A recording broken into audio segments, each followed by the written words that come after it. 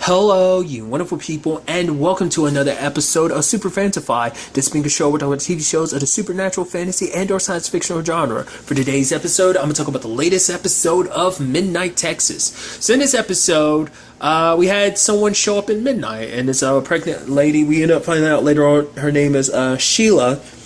Sheila sadly died giving birth to her baby, Mary, who turns out to be a were-tiger, which is interesting. Well, I wonder how did she find out about the Rev? I guess like his reputation kind of preceded them because he's been in Midnight for like 10 years. So I guess all the word about him kind of got out. Sadly, they weren't able to get in contact with him, but still, I guess rumors spread about him or whatever. But nevertheless, it's actually kind of interesting because we learned more about were-tigers in this episode than we did the entire time with the Rev. We learned a little bit here and there. For example, like, we know that a were isn't something you can get, like werewolf means of like, oh, being scratched. You have to be born to be one, which is kind of interesting because a similar thing kind of happened in True Blood. Now I'm sitting here thinking about it, because there was that girl a little while back. It was like early seasons. Jason was dating. She was like a were-panther, and they tried to bite him and turn him, but they didn't because they were idiots and thought it worked like that, when in actuality it doesn't. It works with wolves, right? Like that in the True Blood world, right? I don't remember. It's been such a long time. I need to go back and watch True Blood. I never actually watched the final season. I wanted to. I just never got around to it. Nevertheless, me going on a huge tangent. But it still kind of applies to the conversation we're having, because the thing is, applies to all. They said wares last season, so I'm assuming that kind of applies to all wares. I would assume werewolves too, which is interesting considering the fact is that that's typically a thing associated with werewolves. But nevertheless. You know, I didn't even think about that when I was talking about all that were stuff last season. It's like, yeah, there's like a whole bunch of like wares to a certain degree, and well, were-panther and stuff like that. But there's also, I mean, shifters kind of didn't really count as wares, did they? Maybe they did. It seemed like they were kind of their own thing. Nevertheless, that's just, once again, similar tangent, but not similar at all. Also, turns out that wares can actually rapidly age. In particular, literally over the course of 2 days is what this episode takes place, that Mary goes from an infant to a teenager just like that, which is interesting. I love that at first it's kind of adorable because Lim is looking after her and everything, Lim and Olivia, which Olivia is not too keen about the thought of having a kid because for her it's like, considering her messed up family, you kind of would avoid having kids. I'm wondering is it mainly because she's thinking like whatever messed up genes are in their family is going to run through. But I feel like it's more so like, I wasn't really properly raised as a kid, and just a lot of messed up stuff happened to me, and I guess she's worried that maybe she'll mess up some other kid's life with how messed up she is and was. She'll end up messing someone else's life up. And I love the whole like kind of adorable thing of like feeding the kid, and it's like, oh, it's such a mess in here. Lemuel's like, yeah, I'm trying to sleep. She's like, you're trying to sleep, I'm going a little insane here. And then Mary gets older, turns into a teenager. I'm like, I love this, which is such an interesting thing to think about. I guess they slow down aging when they get older, potentially. It makes you wonder, because the fact of the matter is,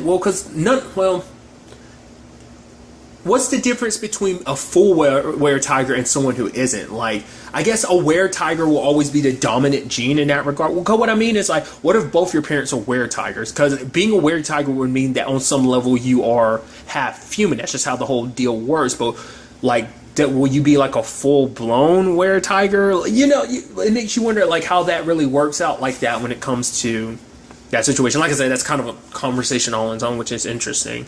You had those two guys showing up to try and capture Mary. The moment like Grace showed up, I was like, you're the one behind all this. It's just a little too coincidental, because the question you have to ask yourself too, it's like, you never found out who had her locked up with chains and stuff like that, Sheila, and also you never also found out like how Grace found you so quickly. It's like, oh, she just happens to stumble across Midnight out of any place. It's like, I feel like Midnight's not the place you'd come searching first, but maybe the whole thought process is like, oh, they're relatively close, or checking every nearby town. It's just kind of interesting because it's like, yeah, you just immediately pop up. I did like that Olivia's suspicions turned out to be true, just because Fiji was like, come on, just because you have bad experience with your family doesn't mean everyone's bad. But, you know, for Olivia, it's like, yeah, for one, it's like she just happens to show up here with a picture, so it's like, for one, we don't know if they're family. Two, even when they find out they're family, it's like, we don't know how they're good. Like, look at my family. And it turns out, yeah, Olivia was right to be suspicious. it's kind of interesting playing on the suspicious angle because Olivia's like, yeah, I don't like patience. Well, you know, isn't it weird that Manfred just brought her? It's like, why? She's okay. It's like, well, for one, her name is Patience, and two, it's like I don't trust her, which I think is funny. Well, for one, Olivia doesn't trust anyone. She has trust issues, obviously, with her family situation. Kind of understand why,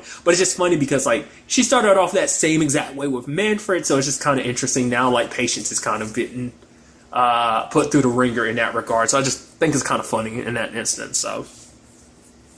But what I thought was kind of interesting was the fact is that Mary partway transformed and was like, oh, how are you doing that? Aren't you supposed to do that for a full moon? Maybe there's exceptions. It's like, well, their exception is because she's going through puberty, because she's going through the process, like her cycle of the whole were-tiger situation is a little off. Because it's kind of interesting too, because she didn't fully transform, like she only halfway transformed. I thought was kind of pretty interesting. So I wonder if that's something you could typically do or not. I mean, because certain traits of you as a were-tiger do come through because even without the full moon, maybe the closer you get to the full moon, maybe the more it kind of presents itself. But it's like the superhuman strength. Rev on many occasions showed himself to have superhuman strength. So the question then becomes like, is it just the proximity to a full moon, or just can you tap into that were-tiger strength at any point in time?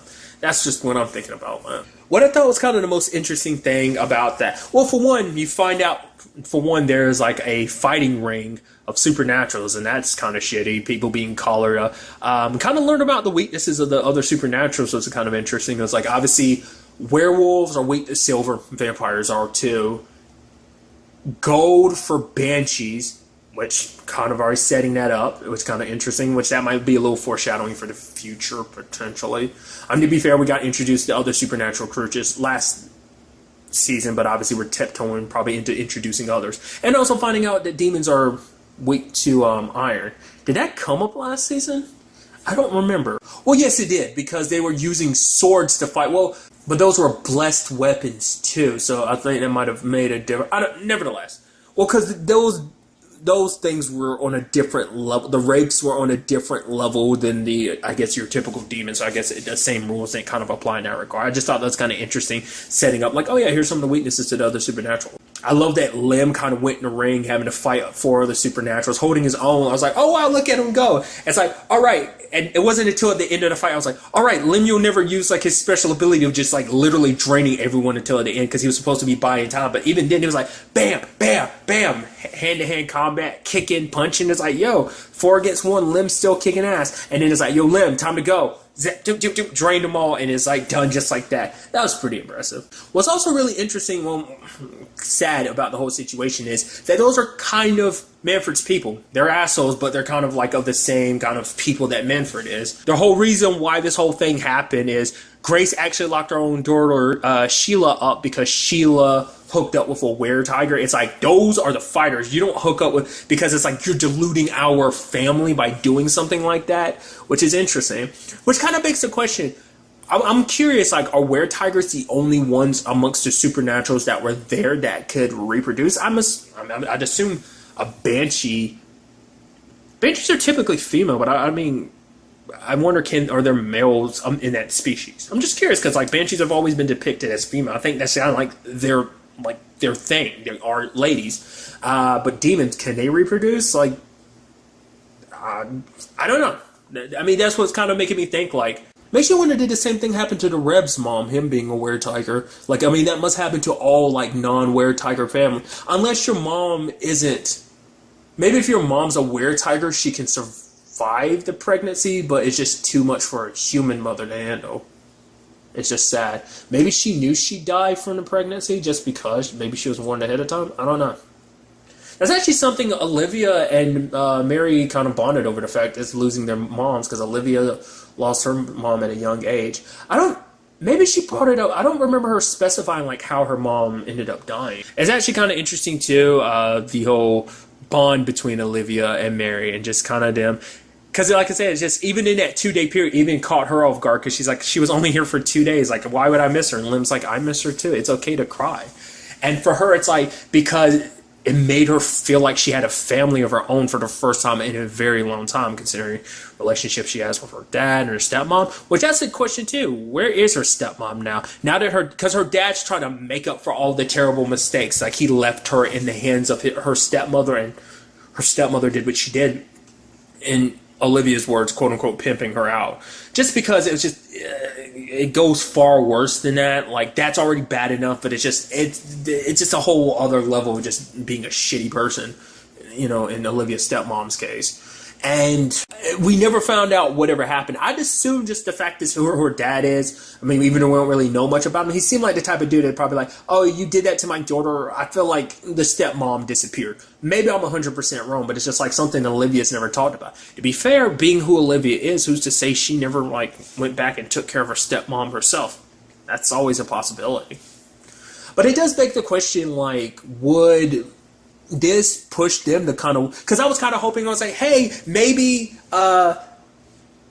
Mary and her dad could stay, but it's like, no, they got like, oh, there's a place for work. I was like, no, stay at midnight. Midnight's the place. It'd be so dope. I was like, oh my god, because I was so hoping, because I'd be like, oh my god, like Lynn and Olivia are gonna have to take her. It's like, oh my god, that's gonna be an interesting dynamic. It's like, nope, we sadly don't get that. I guess Olivia probably can't have kids as a vampire, I'd assume, because that's kind of even how it worked in True Blood, isn't it? Like, you can't have kids as a vampire, if I remember correctly. So, because he had talked about it before even becoming a vampire, he always wanted a kid, so that's why, like, the whole fraternal aspect kind of kicked in. Paternal. Well, I guess fraternal, because, you know, maternal, fraternal. I don't know if I've ever heard the term fraternal. I'm sure it exists, and I'm just being stupid. But, you know, just that side of him kicking in when it came to Mary, and they both felt good about it, you know. So I'm curious to see what they do in the end about that. Will they, like, you know, adopt or whatever? Like, what's going to happen in that situation? Also in this episode, we had Bobo not giving up on Fiji, literally doing like the romance movie thing of standing outside your window with a, you know, stereo, obviously in this case, you know, more modern day take of it, your cell phone and a speaker, but he's like, I'm not giving up on you. But Fiji's trying her best to put him down, but he won't, like, take the hint. He won't go away because he still loves her. Then she tries to wipe his memory, which I'm like, oh, snap. The memory includes everything about them. He remembers everything else about Midnight, just not her. But even then, he still found himself like, whoa, you're beautiful. Holy crap. And she's trying to avoid him, and then he ends up touching her, and it's like, bam, he gets all his memories back. I think the only person she let in on that plan was like Olivia. I don't think anyone else in town knew, but that sucked that it happened for that period of time. I was like, oh man, like, you just have to go the rest of your life avoiding him, Mom. But then it's like, nope, Bobo got his memories back, and it's like, I love you. I'm not gonna let you go. And it's kind of like I said last episode, like, why she just telling the truth, because it's like she knew telling him the truth wouldn't change it, because Bobo won't give up, even knowing the truth. It's like, even if my life's in danger, I'll never stop loving you. We'll find another way together. Just don't give up on me. I'm not willing to give up on you. And then, lo and behold, she turns him into a dog at the end. Now, Mr. Snuggles said, now that's disgraceful. Now, was it because, like, A, you're turning him into a dog and you know that I'm a cat, so it's super messed up that you did that? Or two, is it just the fact is that she turned him into an animal? I guess because Mildred died, so she's the only one who can reverse the curse. Well, the spell that turned him into an animal, or maybe it's just like if he gets stuck, like if you stay like that too long, you just get naturally stuck. Because there's no talk of like, oh yeah, now that Mildred's gone, shouldn't Mr. Snuggles be okay? So it's like maybe his physical body doesn't exist anymore, which I'm assuming your physical body is. It's not like a thing of like your spirit goes inside of the animal. Like, it's like, no, your body turns into the animal. So I'm guessing it's just like he's stuck like that for either just because he's been there so long he's stuck, or it's because Mildred's dead and she's the only one who can reverse the spell, because like it has to be undone by the person who cast it, I'd assume. So either way, that's very interesting that we got Bobo as a dog now. He doesn't talk yet, but maybe given enough time, he'll pick that up. We'll have to wait and see. And the other side of things, interestingly enough, is the whole Patience and Manfred situation, which, like, Patience totally had her, like, Daisy Duke thing going on this episode. I love that she did that as a distraction at so that Manfred could get towards the morgue, but it's like, it's just funny because she ended up staying in that for the rest of the episode, too. But to be fair, it's like, well, we're kind of on the clock here, so you wouldn't have any real time to change, but still, I thought that was just kind of interesting. And I love her being like, yeah, they're going to tow my vehicle, and it's got my twins, Jaden and Raiden. And like, I love that you're literally figuring this out on the spot. That's kind of interesting. But you can definitely tell things were hitting off between Patience and Manfred, because it's like, yeah, Kai's out of town, and it's like, yeah, he has such a important job, but he's also around some very impressionable young ladies. And, so that kind of gets your mind wondering about, oh, like, what are they up to in all that regard? So I thought that was interesting. They were about to kiss, and then it's like, oh, no, we're not going to. It's like, oh, sorry. And then they do kiss. At first, it seemed like it was more so like, oh, just because Manfred was trying to learn more about Kai, it seemed like that was more so the angle at first, but it does seem like he's naturally hit it off with Patience, just because, like, well, because for him, it's like Patience already knows all there is about him, and she seems like she's sticking around in Midnight for a while. And so I don't know. It's just interesting because it seems like a lot of issues that he might have with Patience, that he had with Creek, it seems like they're kind of already saying, like, kind of don't really have those issues here. I mean, to be fair, we had the issue of she's married, so, but I mean, come on. What? That's a complicated situation. Let's pretend like it's not. Let's not pretend like it's not. I feel like I'm a little all over the place in this recording. I do apologize. But that's definitely all very interesting things that this is set up in the end. So I'm definitely very interested to see what the next episode has in store for us with all of this. But really, that's all I want to talk about. Till the next time we meet, be happy, be safe, live life to the fullest, and enjoy it. Good day and goodbye.